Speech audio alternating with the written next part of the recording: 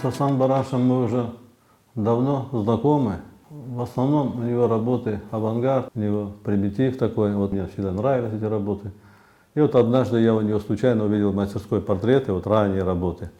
Просто настолько удивился, что захотел приобрести у него их. Долгое время я с ним разговаривал, он не хотел с ними расставаться.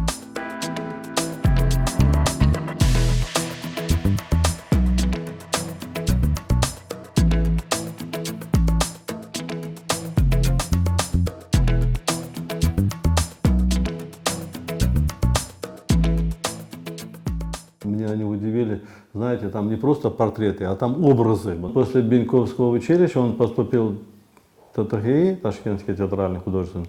Вот во время учебы, и вот у них же бывали задания всякие, вот знаете, вот постановки, там вот образы. Вот они на хлопке друг друга студенты писали, вот это с этого периода его работы. Специально переодевались, вот знаете, вот накидывали себе разные накидки, там, скажем, вот в военной форме, скажем, вот.